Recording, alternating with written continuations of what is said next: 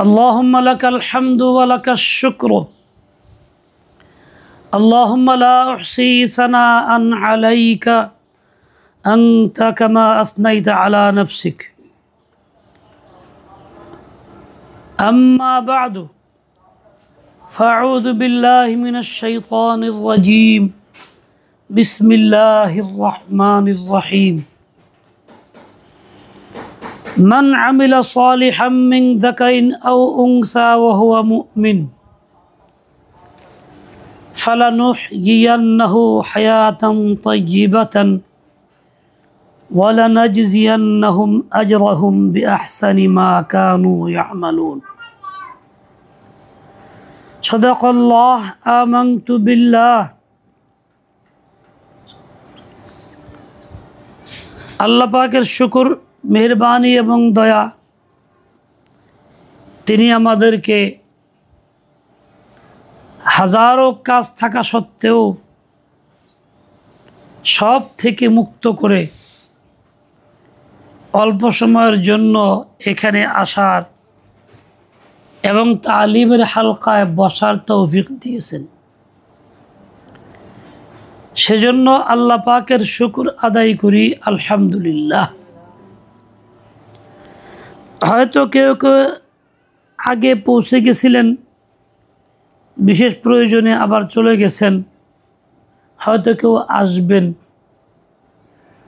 আমরা যারা আছি আল্লাহ পাক আমাদেরকে কবুল করেন, উত্তম বিনিময় দান করেন। আমরা যারা বাড়ি থেকে আসছি এই পর্যন্ত আসছি তো দ্বীনের ইলম হাসিল করার জন্য, আল্লাহর দেওয়া দ্বীন শিখার জন্য, ইসলাম শিখার জন্য। কাজেই এই সফরটা ইলম হাসিল করার সফর। ইলম হাসিল করার জন্য বাড়ি থেকে যে বের হয়ে যায়, যত কদম রাস্তা চলে তত কদম সে জান্নাতের দিকে আগায়া যায়, সে জান্নাতের পথে আগায়া যায়। এক হাদিসের মজমুন এরকম যে ইলম শিখে তার শেষ পরিণতি হয় জান্নাত। এক হাদিসের মধ্যে আসছে যে আল্লাহর সন্তুষ্টির জন্য দ্বীনের ইলম হাসিল করতে যায়, শিখতে যায়, আল্লাহ পাক তার জন্য জান্নাতের পথ আসান করে দেন, জান্নাতের দরজা তার জন্য খুলে দেওয়া হয়। এই সুসংবাদ আপনাদের জন্য যারা আসছেন কষ্ট করে, আপনাদের কষ্টকে আল্লাহ তাআলা কবুল করেন, রহম করম করেন। এই মুহূর্তে দুনিয়ার অনেক মা বোন আছে আশেপাশে ছড়ায়া ছিটায়া, যারা আসে নাই, আসার সুযোগ পায় নাই। আল্লাহ পাক তাদেরকেও বুঝ দিয়ে দেন, আসার সুযোগ করে দেন। আমরা যারা এখানে আসছি, যা শুনবো এটা নিজে ভালো করে বুঝবো, পাথেয় বানাবো এবং এই কথাগুলি নিয়ে যাব, আবার অন্যকে হুবহু পৌঁছে দেব। যা শুনলাম শিখলাম তা অন্যকে শিখাবো, অন্যকে শোনাবো। দুইটা নিয়ত। আমি ইলম শেখার জন্য আসছি, শিখব, উদ্দেশ্য আল্লাহর সন্তুষ্টি লাভ করা। কিভাবে? আমল করার মাধ্যমে। দ্বিতীয় হলো যা শুনলাম শিখলাম এটা আবার অন্যকে হুবহু পৌঁছাইয়া দেব।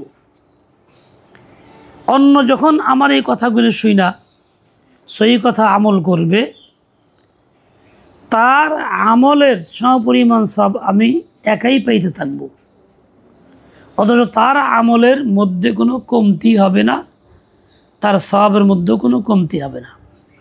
আল্লাহ আমাকে পরিপূর্ণই দিবেন। কাজে অন্যকে শিখাইলে লাভ দ্বিগুণ হয়, নিজেও পাই, নিজের আমলেরটা অন্যেরটাও পাই। তাই অন্যকে শিখাইতে কেউ কৃপণতা না করি। আল্লাহ পাক তৌফিক দেন, কবুল করেন। কোরআনে কারীমের একটি আয়াত আমি পড়েছি, ওই আয়াতকে সামনে রেখে কয়েকটি কথা। তার মধ্যে প্রথম যে কথাটি হবে সেটা হলো, আমি আল্লাহ পাকের বান্দা বান্দি, আল্লাহ আমার মালিক, তিনি রব, তিনি সব। তিনি আমাকে সৃষ্টি করছেন, আমাকে পালতেছেন, পালবেন যতদিন হায়াত আছে। তিনি রাজ্জাক, রিজিক দিবেন এবং দিয়ে আসছেন, আমার যা প্রয়োজন সব দিচ্ছেন তিনি। এই কথাকে পরিপূর্ণ বিশ্বাস করা, দিল থেকে মাইনা নেওয়া, এটা ঈমান। এই যে আমরা আমানতু বিল্লাহি কামা হুয়া বিআসমাইহি, ঈমানে মুজমাল পড়ি বলি, যা ঘোষণা দিই, ঈমানের ঘোষণা দিই। আর ঈমানে মুফাসসালের মধ্যে বিস্তারিত কয়টি বিষয় সেটাও মানি, তার ঘোষণা দিই। এইভাবে বিশ্বাস করা, ইয়াকিন করা দিলের ভিতরে এবং মাইনে নেওয়া, ঈমান, এটা হলো সবার আগে। মানুষ যখন আল্লাহকে চিনবে আর আল্লাহকে মানবে, বিশ্বাস করবে, তখন তার দুনিয়ার পরেশানিও থাকবে না, আখিরাতেও ইনশাআল্লাহ তাআলা পরিপূর্ণ উত্তম বিনিময় মিলবে। আমাদের আল্লাহর সাথে পরিচয়ের অভাব, ঈমানের অভাব, আবার সমস্যা অল্প, ব্যাস থাক।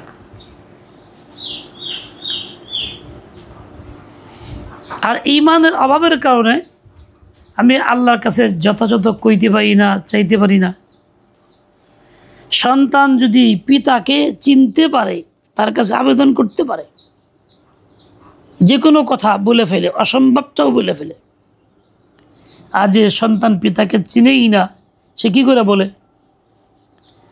আমি যখন মালিককে চিনবো, চিনতে পারবো, তো মালিকের কাছে যে কোনো কথা বলা সম্ভব, সহজ হবে, আদায় করতে পারবো। চিনবই না যখন, তো কি আদায় করব? কাজেই প্রথম হইল পরিপূর্ণ বিশ্বাস ও ইয়াকিন ও ঈমান। দ্বিতীয় হইল আল্লাহ তাআলার সিফাত কি কি, গুণাবলী কি, এইটা জানা। যেমন আল্লাহর সিফত হলো আল্লাহ খুব মায়া করেন, ভালোবাসেন। আল্লাহর সিফত হইল আল্লাহ তাআলা ভুল করলে, মাফ চাইলে মাফ করে দেন। আল্লাহর সিফত কি? অভাবগ্রস্ত হইলে আল্লাহর কাছে চাইলে আল্লাহ অভাব দূর করে দেন। আল্লাহর সিফত কি? বান্দা শতভাগ হালাল খাইতে চাইলে আল্লাহ পাক তারে পরিপূর্ণ হালালই খাওয়ান। আল্লাহর সিফত কি? আল্লাহ রাজ্জাক, বান্দার যে কোনো হালাতে, যে কোনো প্রয়োজন আল্লাহ তাআলা পুরা করেন। কখনো স্বেচ্ছাই দেন, কখনো আবার চাইলে আল্লাহ তাআলা দেন। কোনো বান্দা বান্দির দোয়া, যে নিজেকে বান্দা বান্দি মনে করে, তার দোয়া আল্লাহ ফেরত দেন না। আল্লাহ তাআলা এমন জাত, এমন দয়ালু, এমন রহমান ও রাহিম, যা কল্পনা করা যায় না। আল্লাহ পাকের দয়া বান্দার প্রতি এতটা। আমি চাই নাই, আমাকে আল্লাহ পয়দা করছেন। আমি চাই নাই, আল্লাহ আমাকে দ্বীন ইসলাম দিয়েছেন। আমি চাই নাই, আল্লাহ আমাকে রিজিক দিয়েছেন। রিজিকটাও কেমন দেওয়া দিয়েছেন, কি পরিমাণ, কল্পনাতীত। কেমন দেওয়া দিয়েছেন, কি পরিমাণ, কল্পনাতীত। বলে কীরকম? বলে দেখেন, মায়ের পেটে যখন সন্তান থাকে তখন তার রিজিক আল্লাহ পাক দেন, যখন থেকে রূহ ভিতরে আসে রিজিক দেন। ওই রিজিকটা যেহেতু মায়ের রক্ত থাকে এই জন্য মুখ দিয়ে দেন না, এই হারাম রক্তটা মুখ দিয়ে দেন না, বরং দেহের ভিতরে এই রক্তটা পৌঁছে দেন নারের মাধ্যমে। তখন তার প্রয়োজন পুরা হয় এক পথে, এক রাস্তায়। তার প্রয়োজন পুরা হওয়ার নাম রিজিক। দেহ গঠিত হয়, শরীর বাড়তে থাকে, রক্ত সঞ্চালন হয়, সর্বাঙ্গ সব কিছু চলে। এই সব চলে, এগুলি চলে একটা পথে, এক পথে সব চলে।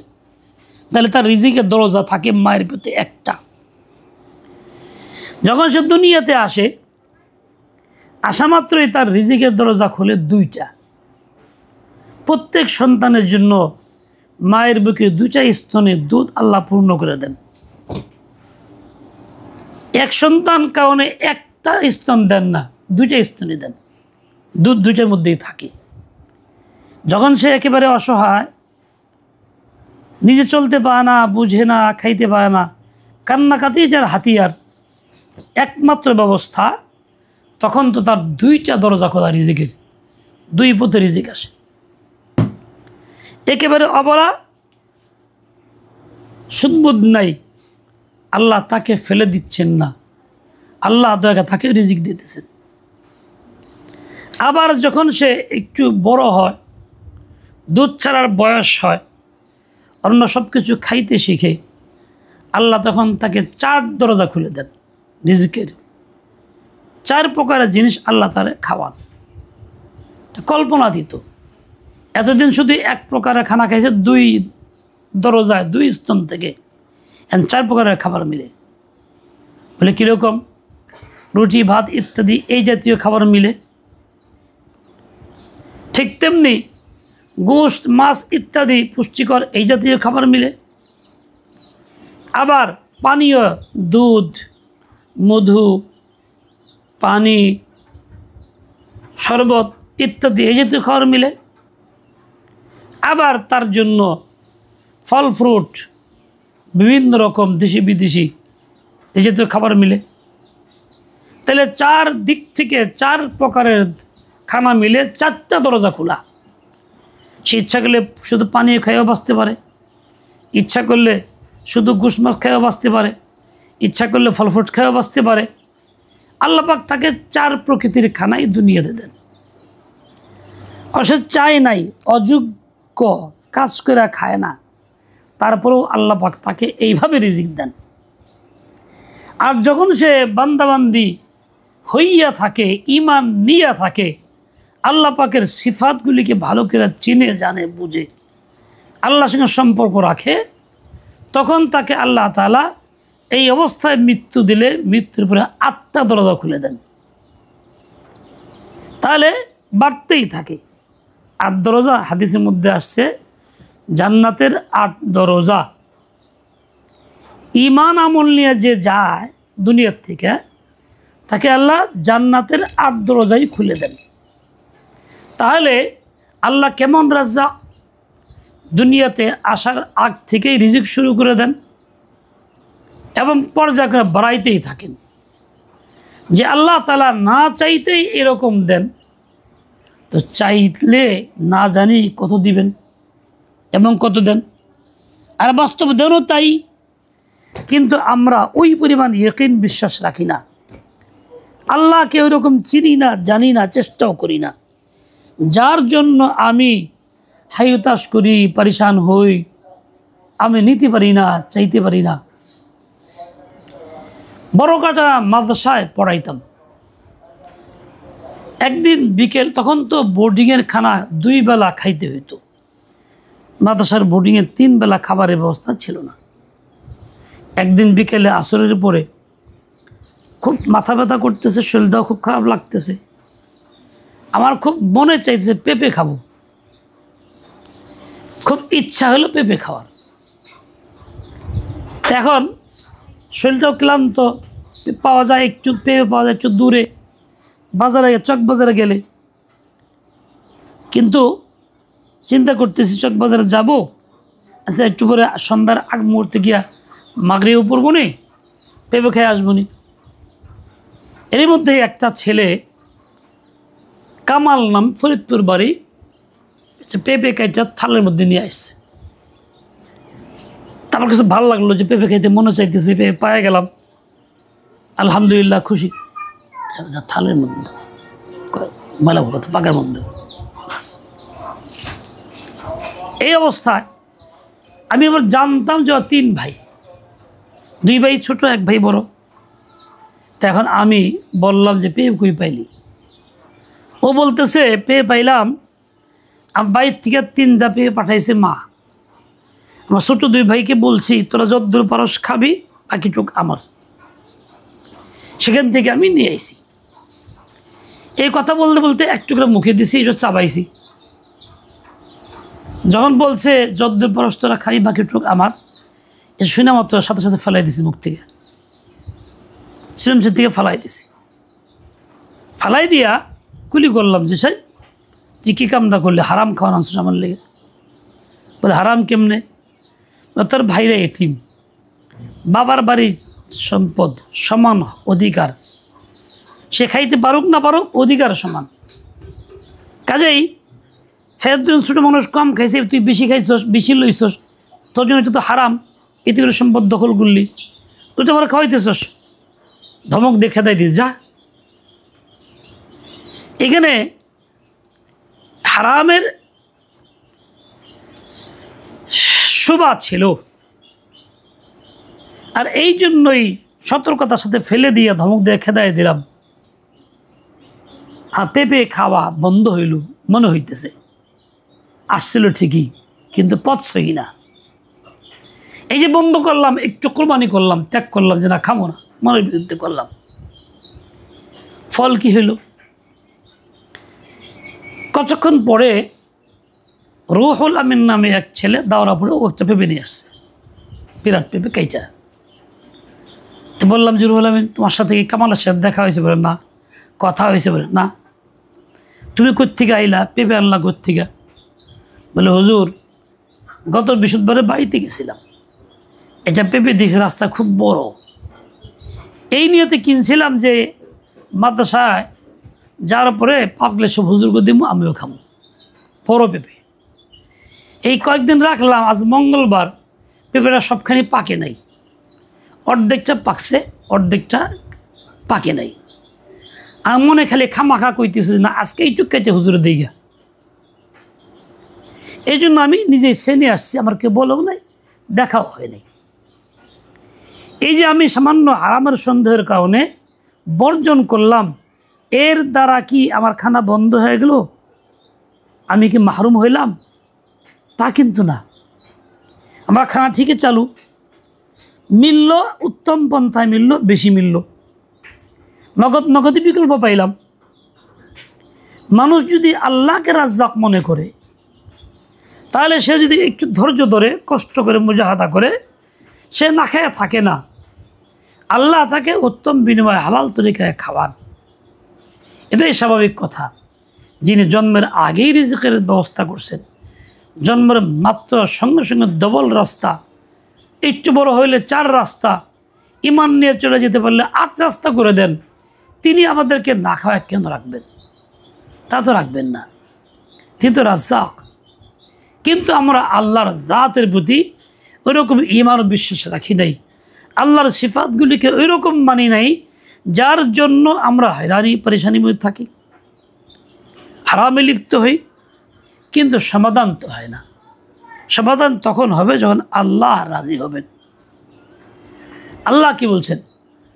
মান আমিলা সালিহাম মিন যাকারিন আও উনসা ওয়া হুয়া মুমিন, ইমানদার ব্যক্তি ইমান নিয়া, ইমান অবস্থায় যদি নেক আমল করে, সে পুরুষ কিংবা নারী যে কেউ হোক, তাদের জন্য একাধিক সুসংবাদ। তার একটা হলো ফালানুহইয়ান্নাহু হায়াতান তাইয়্যিবাতান, আমি তাকে অবশ্যই দুনিয়াতে সুখের শান্তির জীবন দান করব, আরামের জিন্দগি তাকে দিব, অশান্তির না, বেরামের না, পরেশানির না। শর্ত হলো ঈমান এবং নেক আমল। আল্লাহ তাআলা কোরআনে পাকের মধ্যে ঘোষণা দিয়ে দিয়েছেন, স্পষ্ট বলেই দিয়েছেন। এই জন্যই যতদিন পর্যন্ত মানুষ ঈমান এবং নেক আমল করে সে সুখে শান্তিতেই থাকে। যখন এই পথ ছেড়ে দেয় তো সে অসুখে পড়ে, সাঁতারে পড়ে। হাদিসে পাকের মধ্যে আসছে, ইয়াবনা আদম তাফাররাক লিইবাদাতি। হাদিসে কুদসি স্বয়ং আল্লাহ তাআলা বলছেন, নবী তার কথাগুলি এইভাবে প্রকাশ করছেন, হে আদম সন্তান বলে ডাকছেন, হে আদম সন্তান, তাফাররাক লিইবাদাতি, তুমি আমার ইবাদতের জন্য সময় বের করো। কষ্ট করে মনের বিরুদ্ধে কাজের ফাঁকেই তুমি আমার ইবাদতের মধ্যে আত্মনিয়োগ করো, সময় বের করো। যদি তুমি এটা করো, তোমার আমি কি দিব? আমলা সদরাকা গিনান, আমি তোমার সিনাকে ধন দিয়ে ভরে দিব। তোমার দিল মুহতাজ থাকবে, মুস্তাগনি থাকবে, মুখাপেক্ষী হবে না, অমুখাপেক্ষী হবে। তোমার জন্য খায়রের ফয়সালাই হবে। ওয়াইল্লা, আর তুমি যদি সময় বের না করো, ইবাদতের জন্য সময় বের না করো, ইবাদত না করো, দুনিয়ার ধান্দার কাজেই থাকো, লাম আসুদ্দা ফাকরাকা, তোমার অভাব কখনো আমি দূর করব না। আল্লাহ তাআলা তোমার অভাব কখনো দূর করব না। শুধু তাই না, বরং উল্টা তোমার দুই হাত ভরে দেবো শুধু কাজের দ্বারা। কাজ আর কাজ, কাজ আর কাজ, পরেশানি আর পরেশানি, তুমি কুলাইতে পারবা না। এই হাদিসে কুদসির মধ্যে স্বয়ং আল্লাহ তাআলা ঘোষণা দেন, বান্দা বান্দি প্রত্যেকের এটা বিশ্বাস করা ঈমান। আল্লাহ ঘোষণা দিচ্ছেন কি, আবার বলি, তাফাররাক লিইবাদাতি, আমার ইবাদতের জন্য সময় বের করো, কষ্ট করে কাজের ফাঁকে, কাজ ক্ষান্ত দিয়া, বিরতি দিয়া হইলেও করো। তাহলে কি করব তোমার জন্য আমি? আমলা সদরাকা গিনান, আমি তোমার দিলটাকে ধনী বানায় দিব, তুমি কারো মুহতাজ হইবা না, তোমার প্রয়োজন পুরা হবে। আর তুমি যদি তা না করো, ওয়াইল্লা লাম আসুদ্দা ফকরাকা, তোমার অভাব আমি কখনো দূর করব না। অভাব থাকবেই, অনটন থাকবেই। শুধু তাই না, তোমার দুই হাত আমলা ইয়াদাইকা শুগলান, কাজের দ্বারা ভরে দিব। খালি কাজ আর কাজ, কাজ আর কাজ, কোনো বিশ্রাম নাই, আরাম নাই, এর পরেও প্রয়োজন পুরো হচ্ছে না।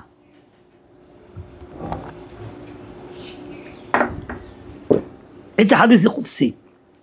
আল্লাহ বলছেন, বান্দা বান্দি আমার আপনার কর্তব্য হইল এই কথাটাকে পরিপূর্ণ বিশ্বাস করা।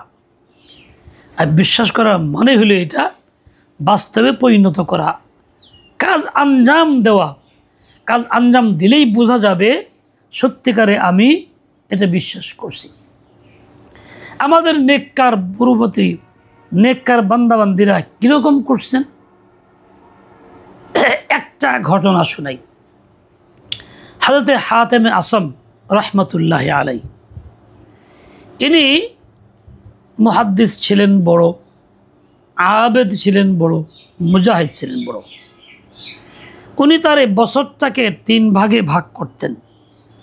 4 মাস সময় জিহাদের ময়দানে কাটাইতেন, 4 মাস সময় তালিমে দিন হাদিসের চর্চার মধ্যে কাটাইতেন, আর 4 মাস একটানা খাস ইবাদতে মশগুল থাকতেন।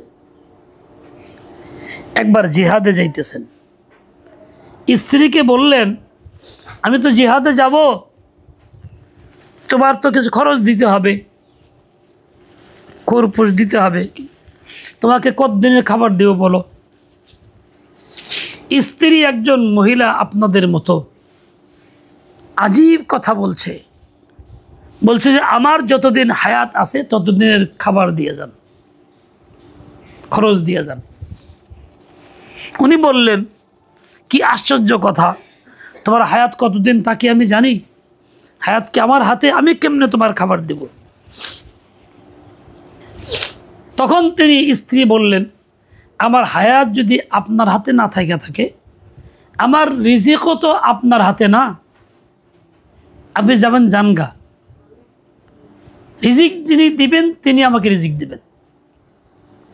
উনি ইতমিনার সাথে চলে গেছেন। চলে যাওয়ার পরের দিন পাশের এক বৃদ্ধা মহিলা জিজ্ঞাসা করে, এ হাতিমের বউ, হাতিম যে চলে গেল তোমার কি দিয়ে গেছে? কিছু দিয়ে চেয়ে গেছে? খাবার তোমার কি ব্যবস্থা? তখন তিনি আশ্চর্য কথা বললেন যে হাতিম তো আর রাজ্জাক না, রিজিক দেওয়ার মালিক না, বরং হাতিম খাইতো, যে খাইতো সে চলে গেছে, আর রিজিক যে দেন তিনি জান নাই, তিনি এখনো আছেন। তিনি কে? আল্লাহ তাআলা।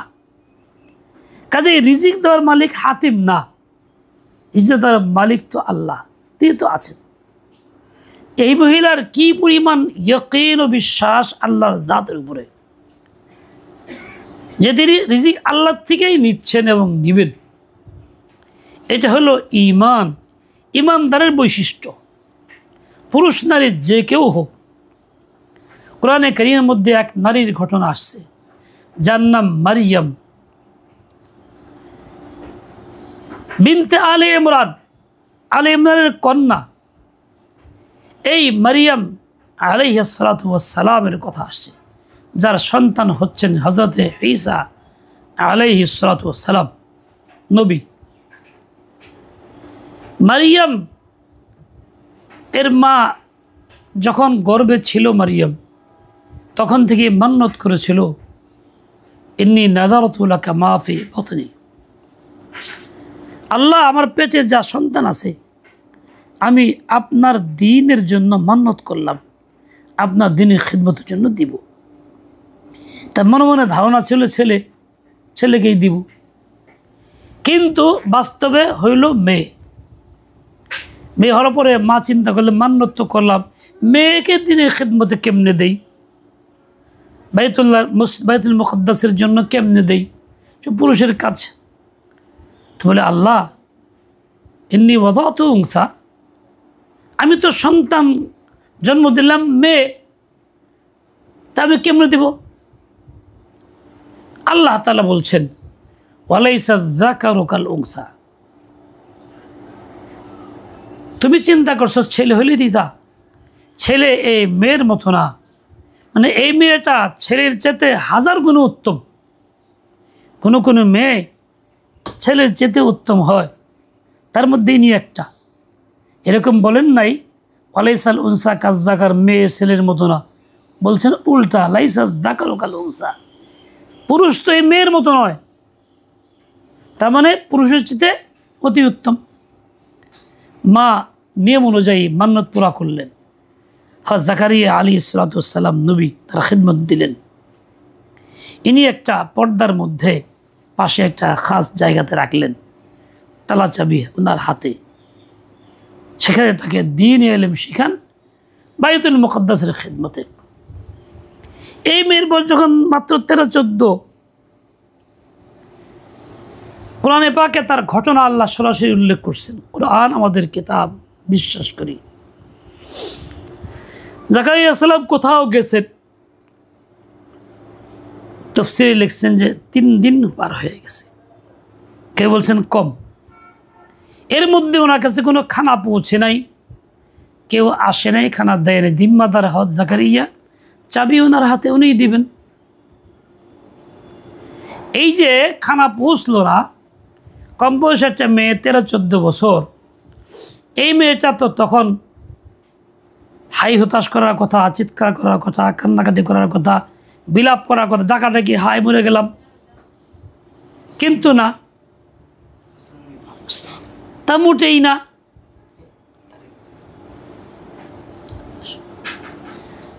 না। ওরকম কিছুই করেন নাই, একেবারেই স্বাভাবিক। উল্টা কি করছেন, তিনি নামাজে দাঁড়াইছেন। জাকারিয়া আলাইহিস সালাম যখন আসলেন, অতি তাড়াহুড়া, মনে খুব ব্যথা যে হায় না যে না খায় রয়েছে, কি অবস্থা। তখন আয়েশা তালা খুলে দেখলেন উনি নামাজ দাঁড়ায় আছেন এবং তার সামনে আশপাশে অনেক দামি ফল ফ্রুট, যা ওই দেশেরও না ওই মৌসুমেরও না, এভাবে ফল ফ্রুট চলে আছে, খাবার ভরা। জাকারিয়া আলাইহিস সালাম যখন দরজা খুলছেন, দেখলেন এরকম দেখা, জিজ্ঞাসা করলেন আশ্চর্য হইয়া, ক্বালা ইয়া মারইয়ামু আন্না লাকি হাযা, হে মারিয়াম, তুমি এগুলি কোত্থেকে পাইলা, কোথা থেকে আসলো তোমার কাছে? আসার তো কথা না, দরজা বন্ধ, চাবি আমার হাতে, কোনো মানুষ পৌঁছতে পারে না, আর এই ফলগুলি এই দেশেরও না এই মৌসুমেরও না, পৌঁছলো কি হবে?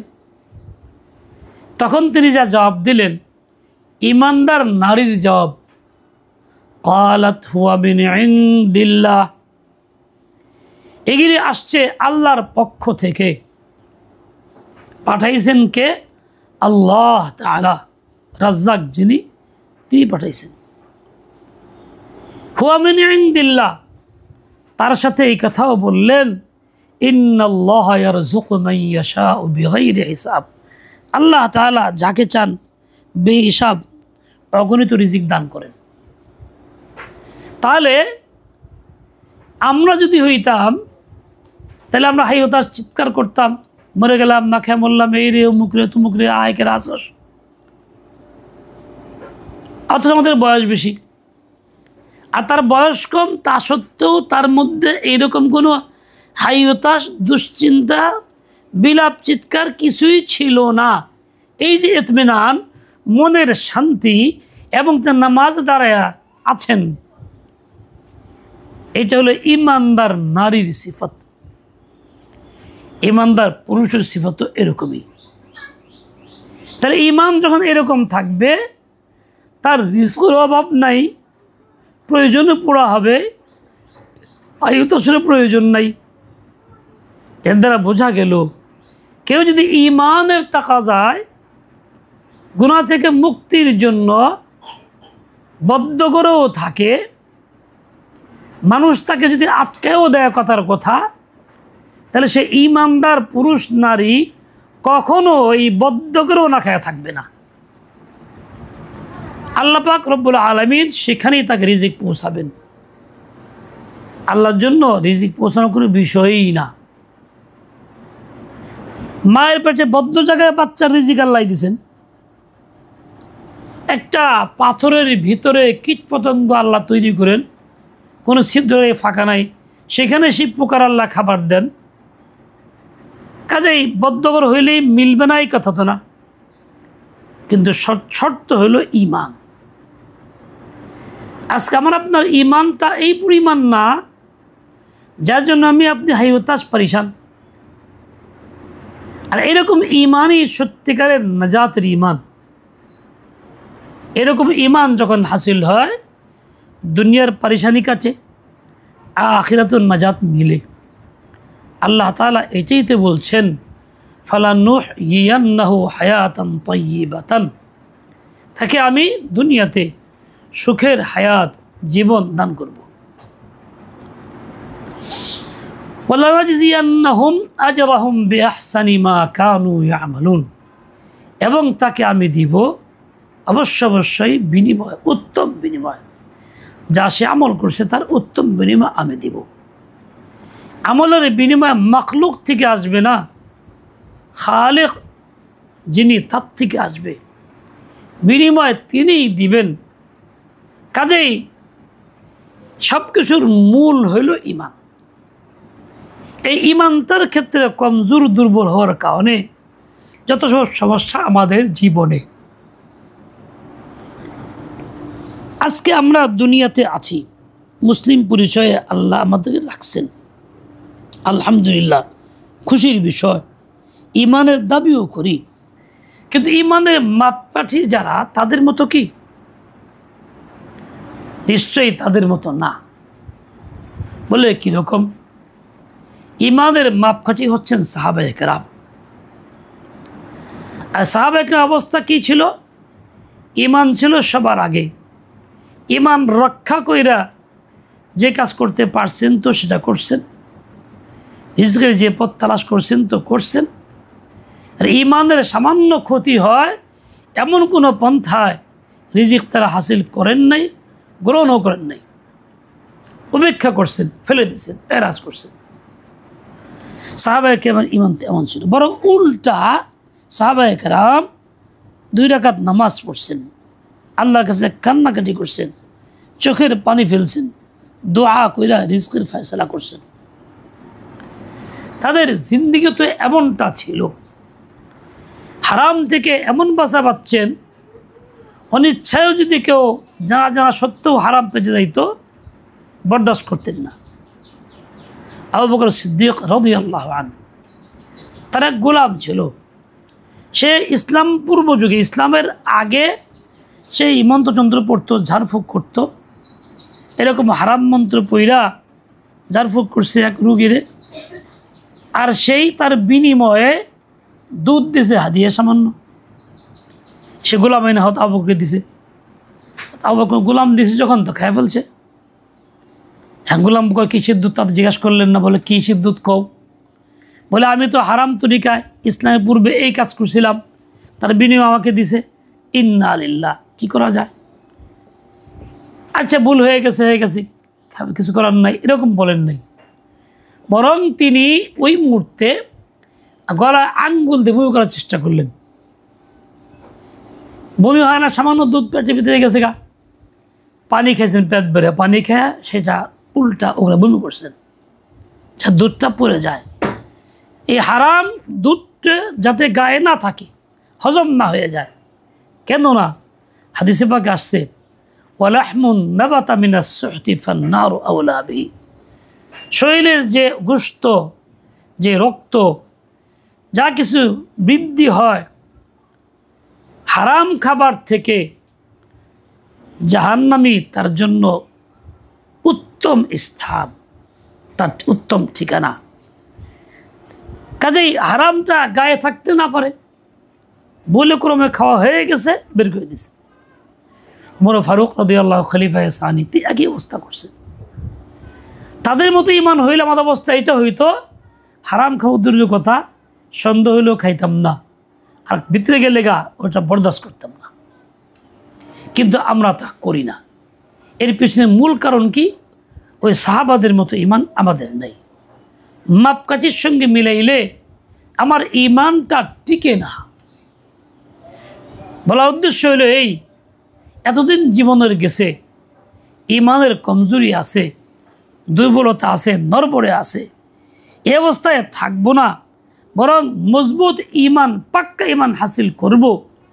যে ইমান আমাকে পথ দেখাবে, রাজ্জাককে চিনাবে, যে ইমান আমাকে হালাল খাওয়াবে, যে ইমান আমাকে হারাম থেকে বিরত রাখবে। আজও পর্যন্ত, আজও কিয়ামত পর্যন্তও থাকবে। যে কোনো বান্দাবান্দি ইখলাসের সাথে, ঈমান ও ইয়াকিনের সাথে আল্লাহর সাথে সম্পর্ক রাখে, আল্লাহর কাছে চায়, পানা চায়, ধর্ণা দেয়, আল্লাহ তাআলা অবশ্যই তা দেন, তাকে মাহরুম করেন না, বঞ্চিত করেন না।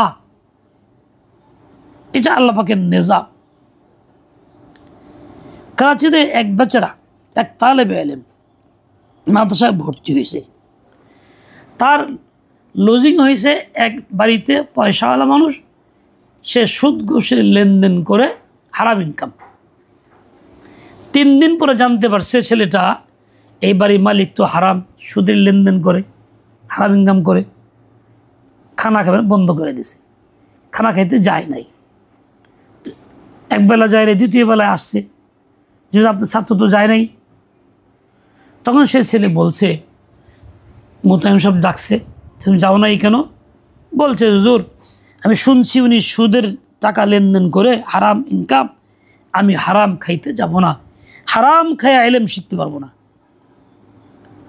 অনেক বুঝাইলেন, বাবা তুমি তো ছাত্র মানুষ, তোমার ঠিকানা নাই, পানা নাই, ব্যবস্থা নাই, বোর্ডিংয়ে খানা জারি নাই, না খেয়ে থাক, কষ্ট কি দরকার, যাও খাও গা। না, সম্ভব না, বোঝায় ফেল করছে। এক পর্যায়ে মোতাজিম বল, তাহলে কি না খেয়ে থাকবা?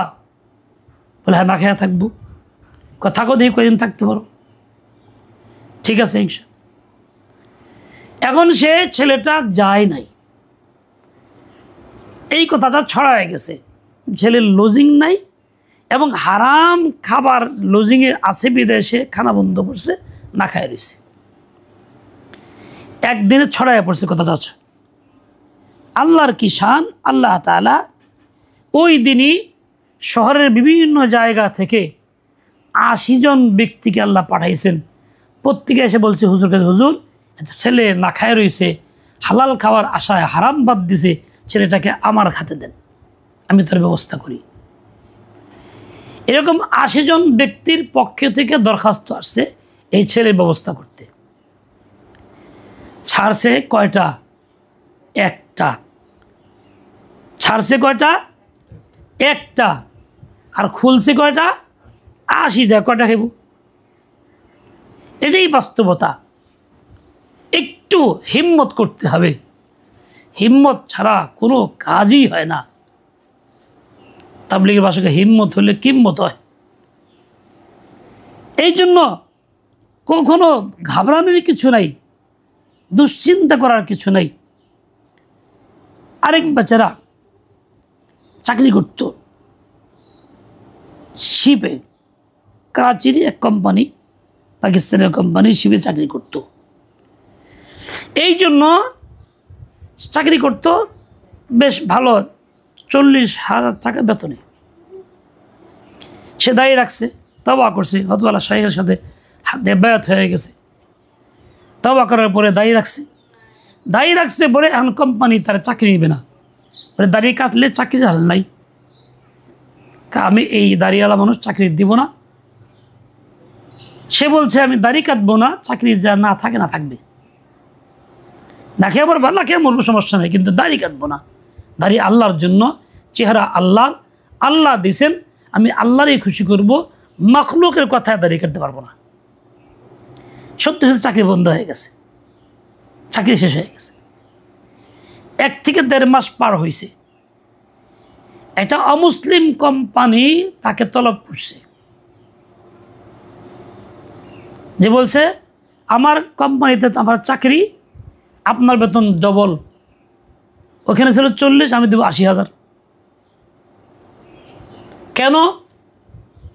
বলে তুমি যখন আল্লাহকে ভয় করো, তোমার ধর্ম মতে আল্লাহর জন্য দায়ী রাখছো, তোমার নীতি মজবুত, তুমি অন্যায় করতে পারো না, সুতরাং আমার চাকরি তুমি অন্যায় করবা না, তোমার মতো নীতিমান লোক আমার দরকার।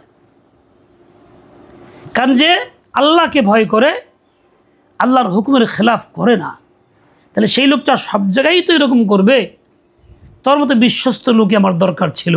আসো, এক চাকরি ছাড়ছে, অর্ধেক বেতন 40,000-এর, পাইছে কত? 80,000। তাহলে হারাম ছাড়লে তো হালাল বন্ধ হয় না, হালাল মিলে তো উত্তম তরিকায় মিলে। কিন্তু আমরা ঈমানের পরিচয় দেই নাই, ইয়াকিনের পরিচয় দেই না, যার জন্য পথ বন্ধ হয়ে আসে।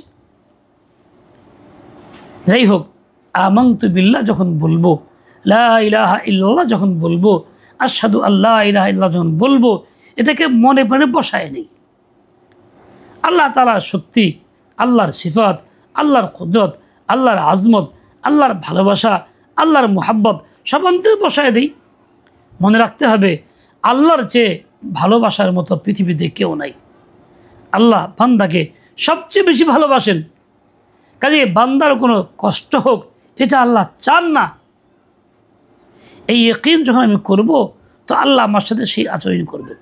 হাদিসে পাকে আরও আসছে, আনা ইনদা যন্নি আবদি বি, বান্দা আমার প্রতি যেমন ধারণা করে আমি তার প্রতি তেমন আচরণটাই করি। বান্দাকে আমার উপায় নাই, আমি না খাই মরতেইব, সে না খাই মরবো। কিছু মনে করেন আমার উপায় নেই, আমার হারাম খাই বাঁচতেইব, কোনো পথ খোলা নাই, সে হারামই খাইতেইব তার। আর কেউ যে মনে করেন না আমার আল্লাহ আছে, আমি হালাল খাই বাঁচবো, আমি হারাম খাবো কেন? ইনশাআল্লাহ তাআলা আল্লাহ থেকে হালাল দিয়েই পালবেন। যেরকম ধারণা বান্দার হবে আল্লাহর প্রতি, আল্লাহ তার সাথে সেই আচরণটাই করবেন, এটাই স্বাভাবিক কথা। তো শর্তুল ঈমান আয়াতের মধ্যে বলা হয়েছে, মানে আমিলা সালিহাম মিন যাকারিন আও উনসা ওয়া হুয়া মুমিন, তোমাদের মধ্যে থেকে যে কেউ পুরুষ নারী ঈমানের সাথে নেক আমল করে, ফালানুহিয়ান্নাহু হায়াতান তাইয়্যিবাতান, আমি তাকে দুনিয়াতে সুখের জীবন দান করি এবং তার আমলের উত্তম বিনিময় তাকে দান করি। দুনিয়াতেও সুখ, আখিরাতেও উত্তম বিনিময়, এর চেয়ে তার কি আছে? মনে রাখতে হবে মুমিনের লক্ষ্য একটা, আল্লাহ তাআলা। মুমিন দুনিয়াতে আসছে চিরস্থায়ী থাকার জন্য না। আমরা আল্লাহকে বিশ্বাস করি না করি কাফের পর্যন্ত সবাই কেউ চিরস্থায়ী থাকার আসি নাই, থাকেও না, যাচ্ছে সবাই। কাফের মুশরিকও যায়, আমরাও যাই। এই দুনিয়া চিরস্থায়ী থাকার জায়গা মোটেই না। কে কখন যাই বলতেও পারি না, যাওয়ার সময় বলে যেতে পারি না যাচ্ছি, অতর্কিতই যাইতে হয়।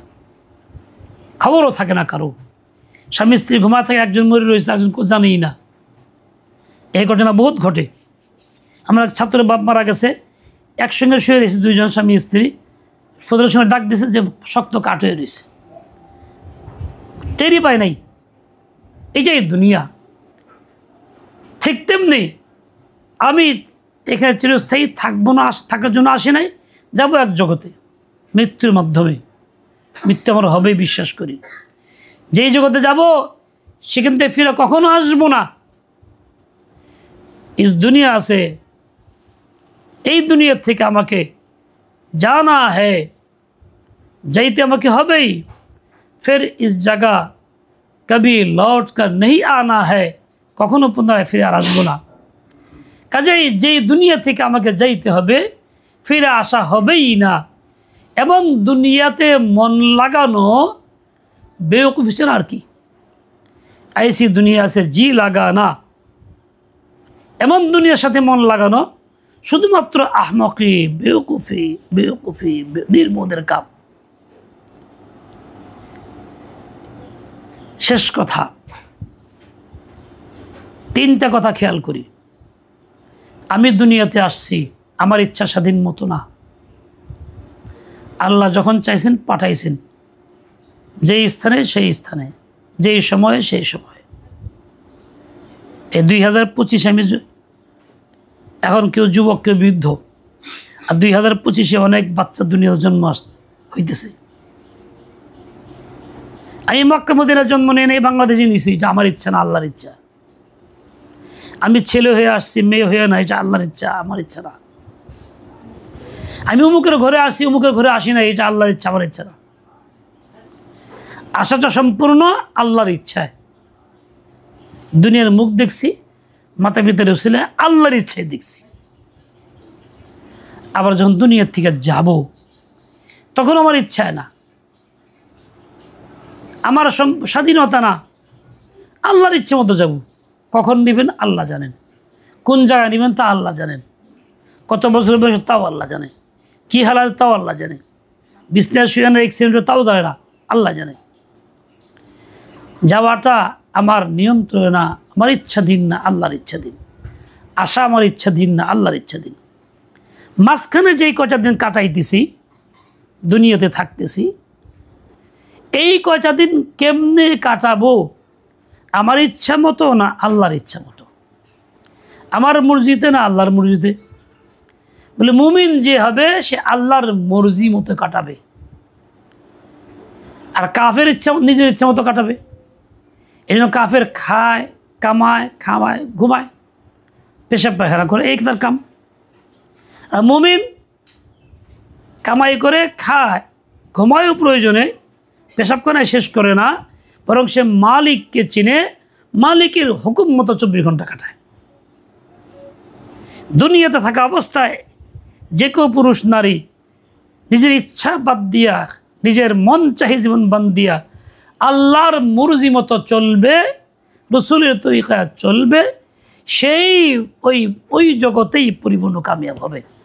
এছাড়া কামিয়ের কোনো পথ আমাদের কাছে আর দ্বিতীয়টি নাই। আল্লাহ তাআলা আমাদের সবাইকে সহিবুজ দিয়ে দেন, হিম্মতে আলিয়া তৌফিক খায়ের দিয়ে দেন। ওয়াসাল্লাল্লাহু তাআলা আলা নবিয়্যিল উম্মি ওয়া আলা আলিহি ওয়া আসহাবিহি ওয়া বারাকা ওয়া সাল্লাম।